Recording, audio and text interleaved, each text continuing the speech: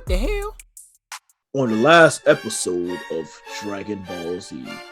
What the hell? Nah, but for real though, we are back again. R.A.D.D TV. I'm Rad Rex, as usual. You know me. I'm Rad Ice, as usual. You know me. If y'all don't know us by now, then I'm like, bro, y'all like really tripping though. But yeah, so on the last video, we was talking about mythical creatures caught on tape, and I honestly gotta say, that was bullshit. A lot of that was bullshit. Let's be real. Yeah, it was a lot of fake shit. Mm-hmm. So tried to pull the wool over my eyes, but it ain't work. Exactly. So what we got for today's What the Hell segment?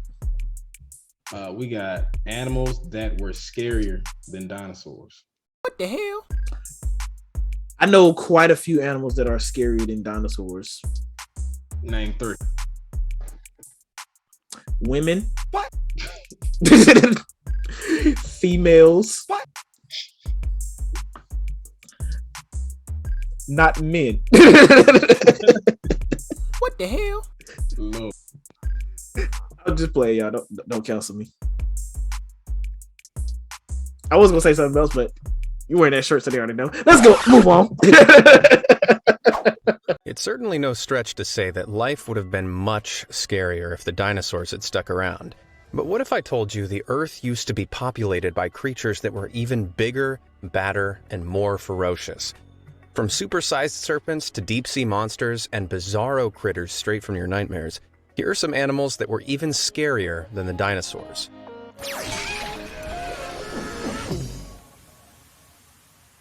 DUNKLEOSTEUS. Some of the most terrifying creatures ever to have lived were water dwellers, and DUNKLEOSTEUS is certainly no exception. This brutish fish lived during the late Devonian period, which was around 370 to 360 million years ago, and is often referred to as the Age of Fish. FYI, that's long before the dinosaurs walked the Earth, during a time known as the Mesozoic era, between around 245 and 66 million years ago, which scientists have divided into 3 periods: the Triassic, Jurassic, and Cretaceous. The 26 to 32 feet long DUNKLEOSTEUS was streamlined and shark-like, with an armor-plated head and a face only a mother could love. Based on its ferocious appearance, you might be surprised to learn that DUNKLEOSTEUS actually lacked any proper teeth. But don't be fooled. Instead, it had 2 long, bony blades that could snap and crush almost anything. And I do mean anything, because DUNKLEOSTEUS was definitely not a fussy eater. It ate fish, sharks, and even its own kind. Its fearsome fangs grew continuously and rubbed against each other as they did, acting like self-sharpening shears.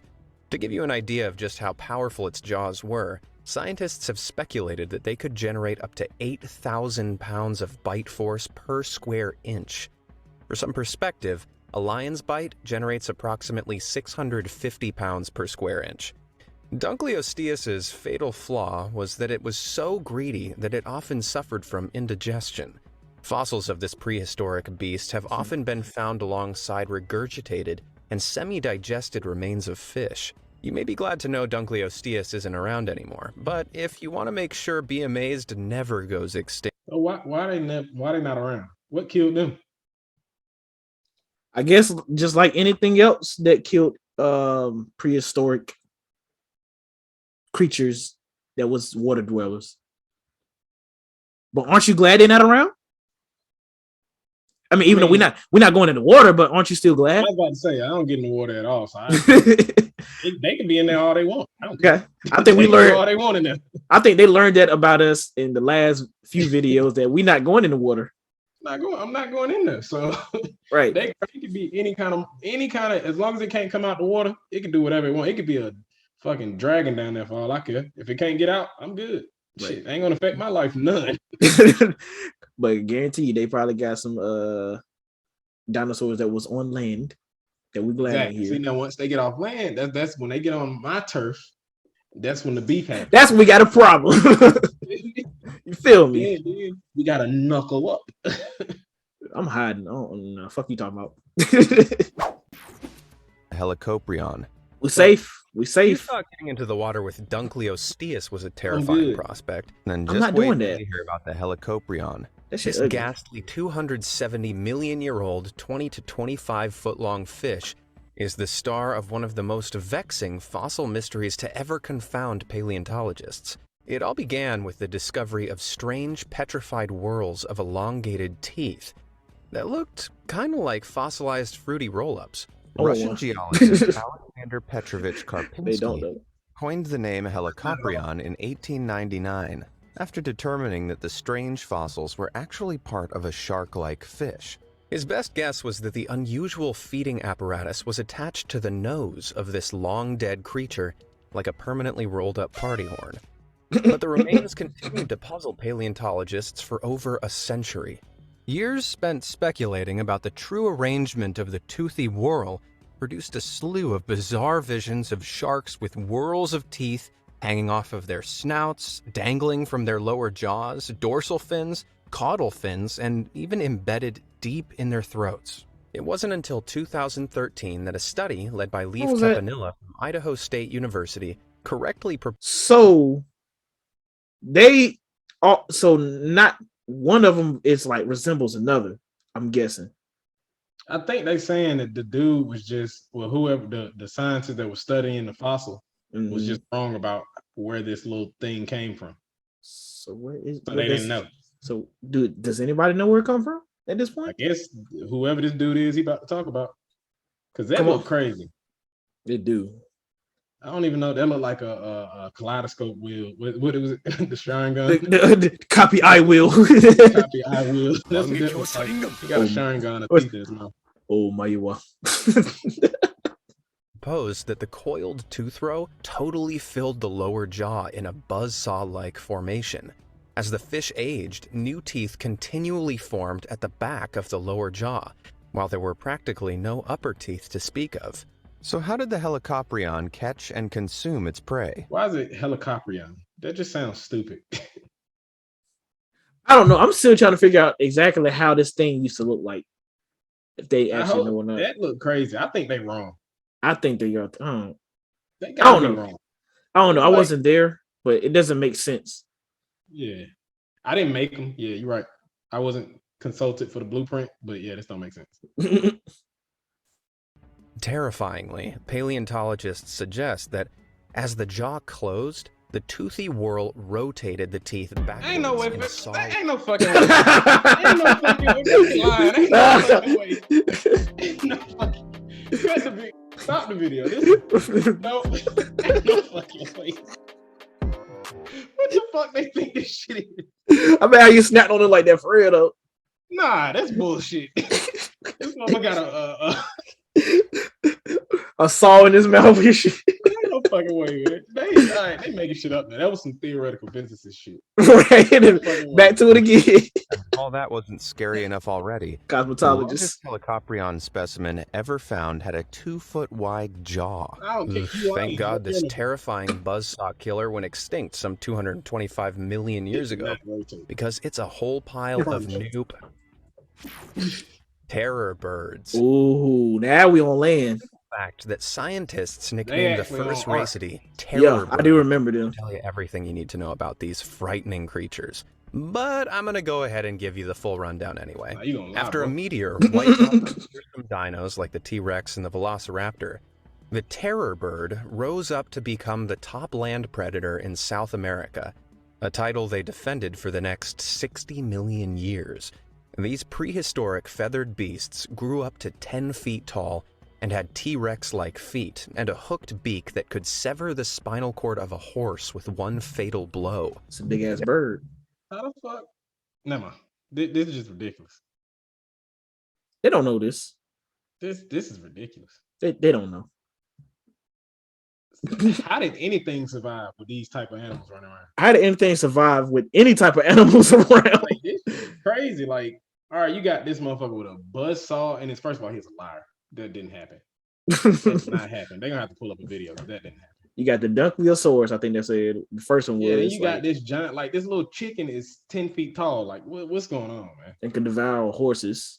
Yeah, like, come on, man. How did anything live? But what? Are these considered dinosaurs? I guess not. It said more Scarier than scarier dinosaurs. But the I question guess is, not. I what mean, is considered a dinosaur though?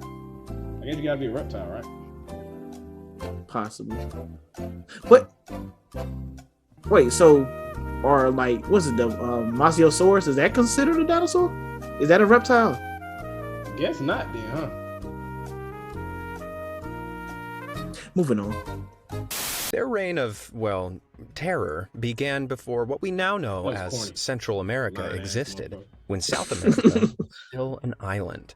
While the likes of the South America was an saber-toothed island. and wolves took over the job of top predators elsewhere, most of the I can- mammals yeah. in South America were happy herbivores. This provided the terror birds with a smorgasbord of plant-munching animals to feast on Smorgasbord. without any competition. These swift-moving creatures were equipped with a pickaxe-like beak, which they used to strike downwards and fatally crack the skulls of smaller animals. Ooh, What ouch. the fuck was going But on? that's not all. Their bony heads could act as a giant meat tenderizer, and they would likely have used their enormous clawed feet to kick the living daylights out of their prey. Pause During that. their 60-million-year reign, So this terror bird gotta be, it's gotta be like the top predator. So you mean to tell me the terror bird can go against a T-Rex or How big was a T-Rex? This thing more was than, 10 more than feet tall. they more than 10 feet. I really don't know, but of course, obviously they're flightless birds, so that's what I'm guessing. That's what I'm guessing. So where are they armed? Do they not have arms? Are they just legs and body? Built like my ex.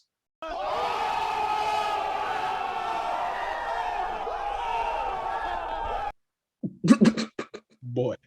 And on that note, different species in the terror bird family came and went until they finally disappeared altogether about 2.5 million years ago. It makes you appreciate street pigeons a little more, I doesn't like it? pigeons now. Platybeladon. I seen these How do before. you take a regular elephant and make it utterly terrifying? you don't. You replace its trunk with an enormous, fleshy spork. That's how. This fantastical It's a creature spork. may look like it was dreamed up by an imaginative 7-year-old, but travel back in time between 8 million and 20 I'm million not. years ago, I'm and not. you'll see for yourself that the Platybeladon was once as real as they come. Ain't How do no you way. This how do you know? ancestor of the modern elephant That's had what a I'm saying. str- Ain't no way. How They just lying. they was like, yeah, that was real. It's like, how do you know? Was you there to confirm this? Because clearly y'all think it's a fish running around with a buzzsaw in his mouth. That didn't happen. And a terror bird that was Yeah. dominant in South America, which South America then was an island. They lying. But if that's the case, isn't all land an island? What? South America was an island, even though it was connected by Central America. I don't know. What the hell? strange jutting jaw that actually consisted of a pair of widened tusks, which, by the way, are just modified incisors. But what was the purpose of this bizarre tool? After all, animals don't waste energy developing worthless characteristics.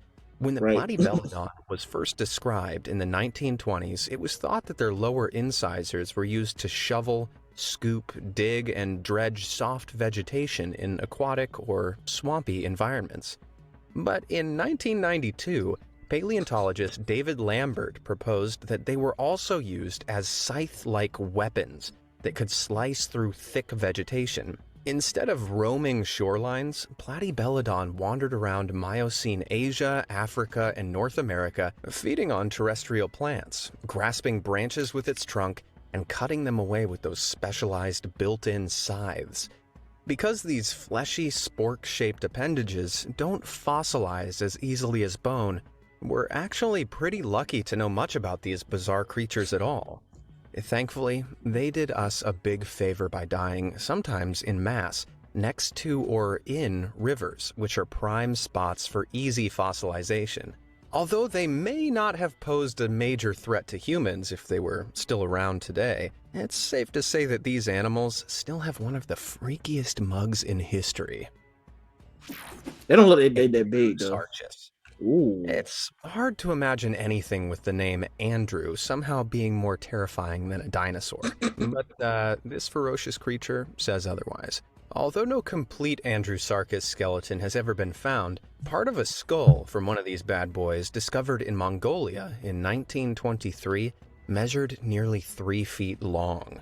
Expedition leader Roy Chapman Andrews decided that the animal must have been a carnivore because of its massive teeth, and named it Andrewsarchus mongoliensis, after himself, of course. To this day, this is the only specimen ever found belonging to this terrifying species, which roamed Asia some 45 to 36 million years ago during the Eocene era. Paleontologists built up an impression of the rest of the animal's body using knowledge from its skull and its relation to another bear-like prehistoric creature called Mesonyx. The result is a 16-foot-long, 6-foot-high vision of pure nightmare fuel. This heavily built, wolf-like animal walked on 4 short legs and had a long body and tail with hoofed feet. It had a terrifying snout with large, bone-crushing teeth that could have weighed anywhere between 1,764 pounds to over 2,200 pounds. So, in case you needed any more reason to quiver in fear, this monumental size makes Andrewsarchus the largest known meat-eating land mammal that ever lived. Strangely enough, though, these hoofed beasts were actually thought to be more closely related to hippos and whales, both belonging to a larger order of mammals called artiodactyls. Because Andrewsarchus is only known from a skull and a few other bones, whether it was an active predator or merely an oversized scavenger is up for debate, but I certainly wouldn't want to take my chances. TITANOBOA. Oh, yep. Here we go. Snakes. Now might be a time to We know grab about these. Ark. 60 million years ago, during the Paleocene epoch, I'm scared of in the them swampy ones. waters of what is now Colombia, there lurked the biggest snake that has ever lived, the TITANOBOA. Clocking in at nearly 50 feet long and weighing a colossal 2,500 pounds, this supersized What's touching it? 10 times as heavy as the green anaconda that rules those same stomping grounds today. Sadly, though, TITANOBOA never went toe-to-toe with the T-Rex. Existing just a few million years after the fall of the dinosaurs, TITANOBOA reigned over the immense, swampy jungle where everything was hotter, wetter, and bigger than it is today. In keeping with this general theme of bigness, TITANOBOA was so large that it pretty much defied the laws of physics. You see, every living creature has evolved under the constraints of gravity. The only reason why ludicrously massive creatures like the 100-foot blue whale are able to exist is because gravity doesn't affect giants as much in the sea. Scientists speculate that this is what TITANOBOA must have exploited to reach its enormous size. The creature was so outsized that it probably wasn't able to get around on land very well and must have spent a large part of its time in the water, behaving more like a water-dwelling anaconda, despite looking something like a modern-day boa constrictor. You know, just imagine taking a dip in the river only to spot the skin of one of these enormous beasts on the bank nearby. If you're wondering what TITANOBOA ate, the simple answer is anything it laid its eyes on. The giant snake was an ambush predator and relied on its incredible strength to squeeze the life out of its prey. TITANOBOA lay in wait and hunted mostly large reptiles, gobbling down giant turtles and even crocodiles. Why, and even when TITANOBOA went extinct, remains a mystery. But just imagine the havoc they'd wreak on us puny humans if they didn't. They need to make a movie about that, though. 3 That would be words. fire. Giant sea scorpion. I bet you never thought you'd hear those together in a sentence about a real-life animal. You'll be pleased to know that the now extinct group of Eurypterids, also known as sea scorpions, which belonged to the arthropod order, were mostly small creatures, about the size of a human hand. That is, except for the nightmare-inducing Jacalopterus, which lived around 460 million years ago during the Silurian period. This spiky sea scorpion grew up to 8 feet in length, easily making it the largest arthropod ever known. For a better idea of what it looked like, just imagine those facehuggers from the Alien franchise scaled up to huge proportions with the ability to swim thrown in.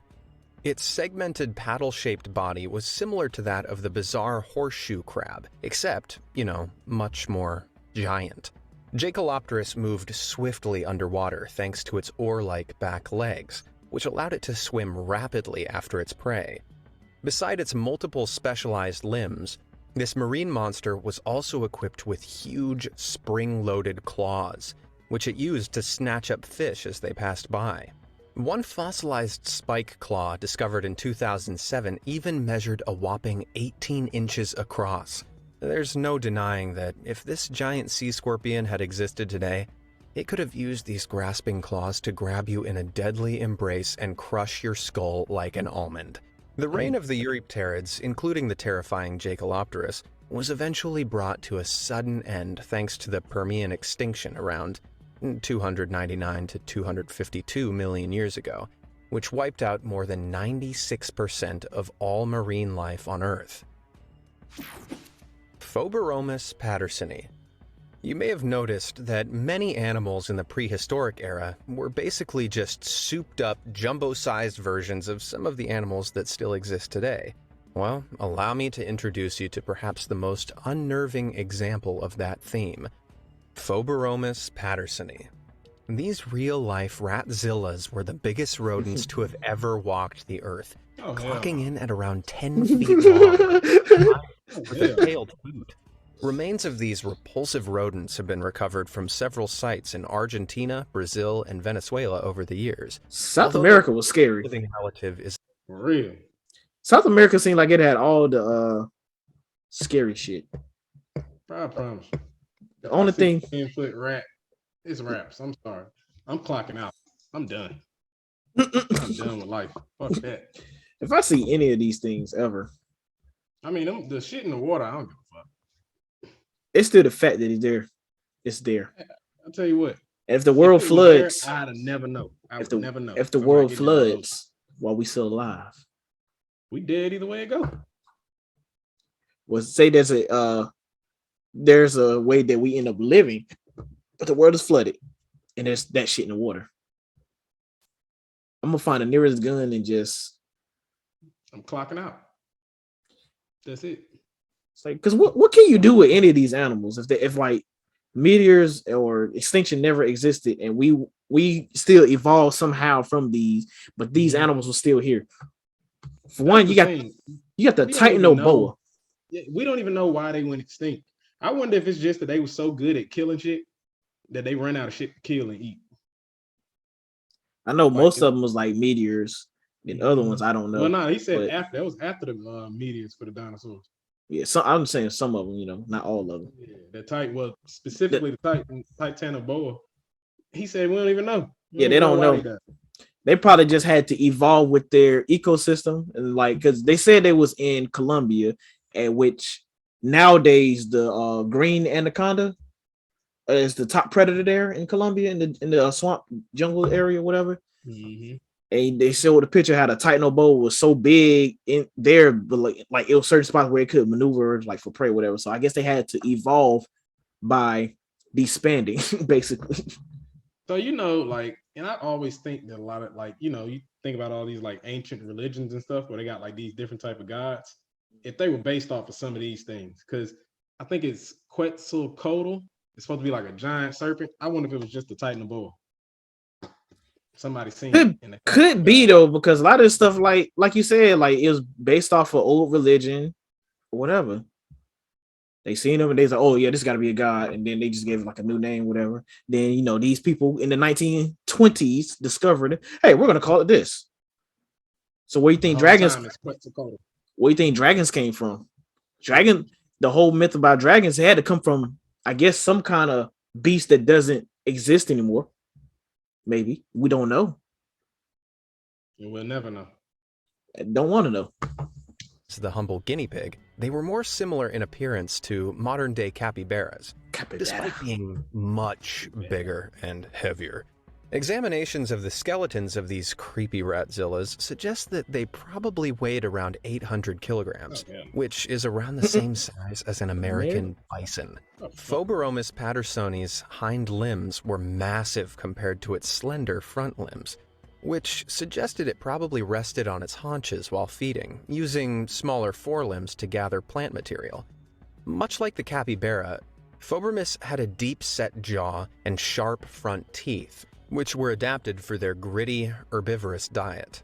Although they were plant eaters, these tremendous rodents would have had foot-long incisors, capable of causing some serious damage if you were to cross them. Phoberomus towered over wetlands and nearshore swamps until they mysteriously disappeared some 8 million years ago. So, next time you squirm at the size of a rat on the street, just remember, it could be much worse. Ratatouille. Hallucigenia.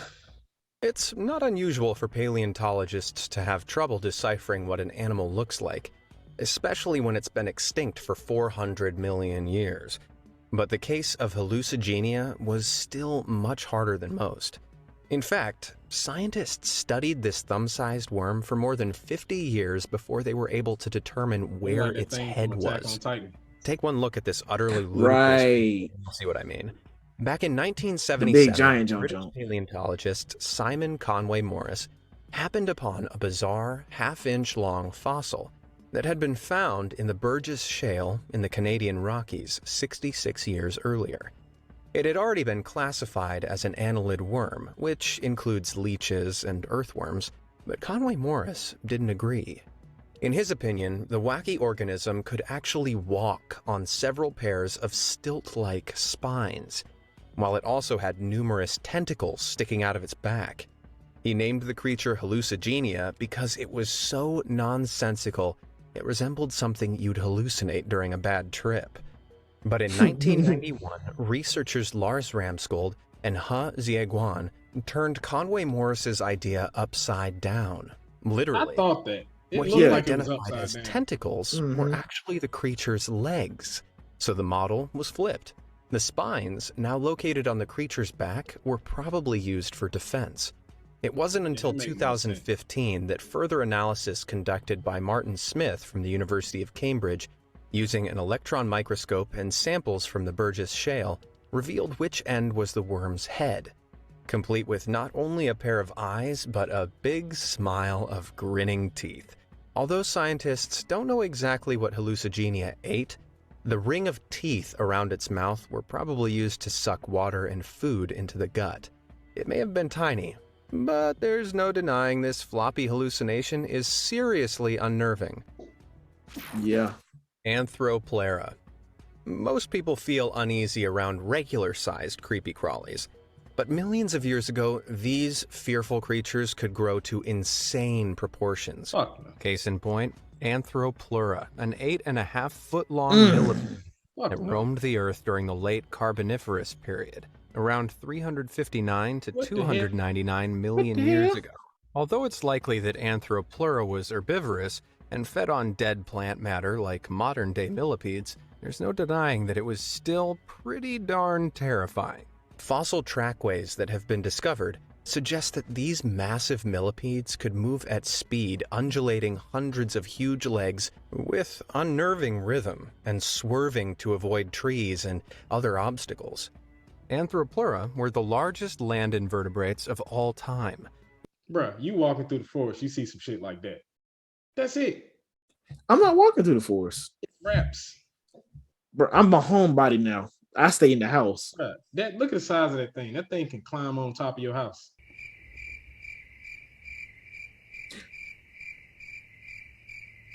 That shit big as hell. I'm scared. Which means it's highly unlikely they had any natural predators. Their segmented bodies were so flexible, they could probably rear up to a defensive posture and look you straight in the eyes if they wanted to. These monumental insects went extinct soon after the end of the Carboniferous period, when the moist climate began drying out, dramatically reducing the rainforests that were their natural habitats. But why don't we have such massive bugs nowadays? Why would you want them? Is that prehistoric insects got so big because they benefited from the surplus oxygen in the Earth's atmosphere.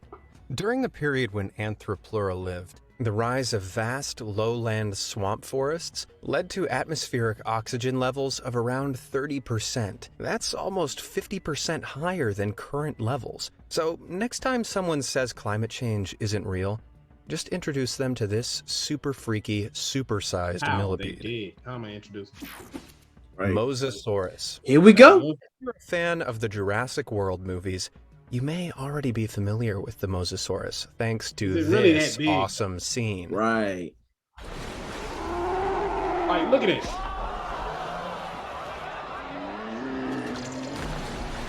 But the thing is, the Mosasaurus isn't technically a dinosaur. These great marine reptiles are actually closely related to snakes and monitor lizards, but that doesn't make them any less terrifying.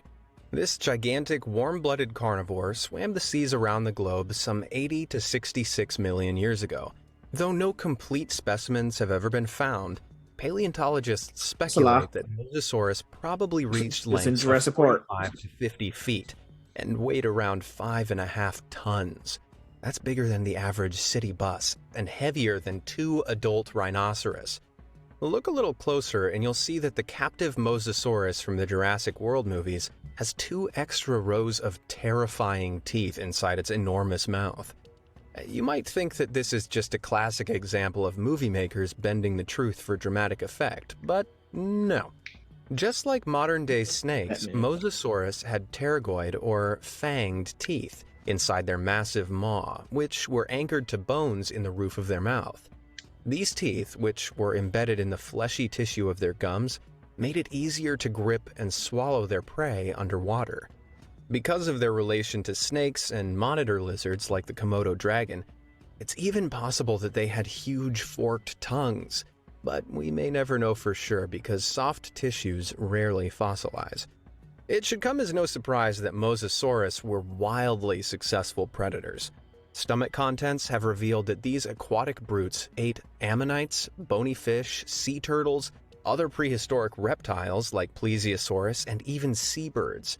Their fossils have been found on every continent on Earth, even Antarctica. They even became the dominant marine predators during the Cretaceous period, until the KPG extinction event that ended the dinos wiped them out too. Whew. Triassic Kraken. For centuries, fishermen... See, that's like what you're talking about with the mythical creatures being, or gods and all that stuff. Yeah. Being real stuff that they interpreted as gods and beasts. Mm-hmm. The Kraken. Release the Kraken. Tales of a terrifying sea monster capable of capsizing a ship and gobbling up its crew, the Kraken. These humongous beasts have made their way into their fair share of Hollywood movies. The Caribbean. Did they ever really exist? In 1857, Danish naturalist Japetus Steenstrup examined a large, washed-up squid beak, measuring about 3 inches across. He concluded that the Kraken was real, and that it was a species of giant squid he named Architeuthis dux, or ruling squid. Since then, about 21 species of giant squid have been described, each from different body parts washed up on the shore. These elusive creatures roam the depths of the ocean, but it's hard to know exactly how big they get, because whole specimens are hardly ever found. Some estimates suggest that the colossal squid, the largest living species known only from beaks found in sperm whale stomachs, might weigh up to 1,500 pounds and reach 33 feet in length. It may not be a squid of kraken-sized proportions, but did such a beast once lurk in prehistoric waters? Well, Professor Mark McMiniman of Mount Holyoke College in South Hadley, Massachusetts thinks so. According to McMiniman, there could have been whopping 100-foot squids in the early Triassic period that preyed on ichthyosaurs, which were school bus-sized marine reptiles that looked a bit like modern-day dolphins. Right. McMillan Like first hell. presented the idea in 2011 at the annual meeting of the Geological Society of America in Minneapolis. I want to go to the He next one. based his hypothesis on the bizarre discovery of 9 fossilized vertebrae from Ichthyosaurus in Nevada, arranged in linear patterns that he argues resembles that pattern of the sucker discs on cephalic tentacles. McMiniman referred to the fact that modern-day cephalopods are intelligent creatures, and that octopuses have been known to collect bones, shells, and rocks for their dens. But other paleontologists aren't so convinced, with some critics pointing to the lack of evidence that cephalopods actually stockpile their prey. Others have even accused McMiniman of simply reading the bones at the Nevada site like prehistoric tea leaves. But in 2013, McMiniman returned to the Nevada site and discovered another fossil. This time, a fragment that he thinks is the tip of a huge beak belonging to a Triassic kraken. Unfortunately, the unidentified fossil is too fragmentary to prove the size of the cephalopod it may have belonged to. While there's certainly little evidence of a truly monstrous squid alive today, McMiniman's theory suggests that there is reason to believe that squid reached stupendous sizes in the distant past. And when we consider that only 5% of the vast ocean has been explored so far, it's Ocean entirely floor. possible that something much bigger and scarier than the giant squid once lurked beyond human reach. If you had to bring one of these prehistoric horrors back from the dead, Neither. what would you choose? Neither. Let me know in the comments below, and thanks for watching, guys. Neither. No. Yeah, that's talking about if you had to bring back one of the prehistoric. Boy, What the hell? No. I would. The only thing I would bring back from prehistoric is nothing.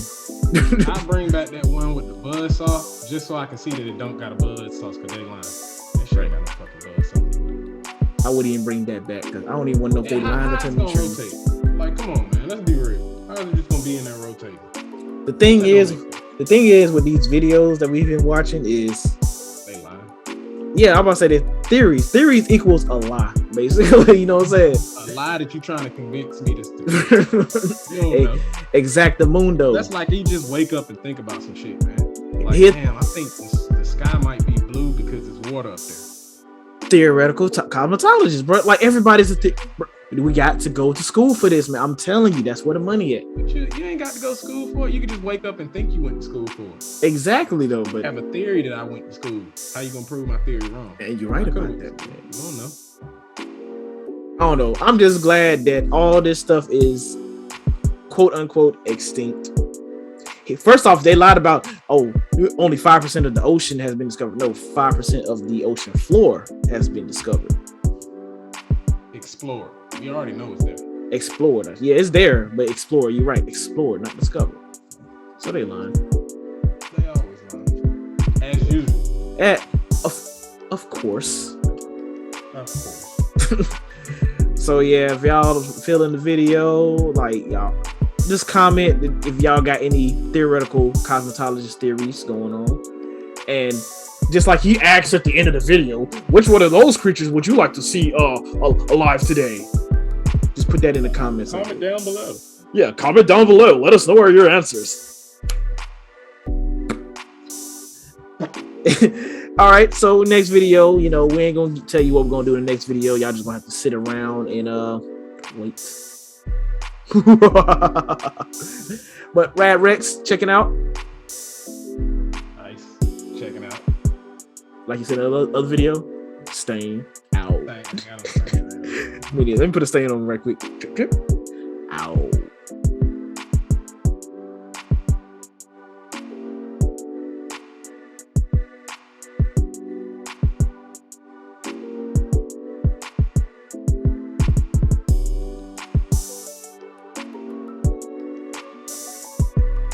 What the hell?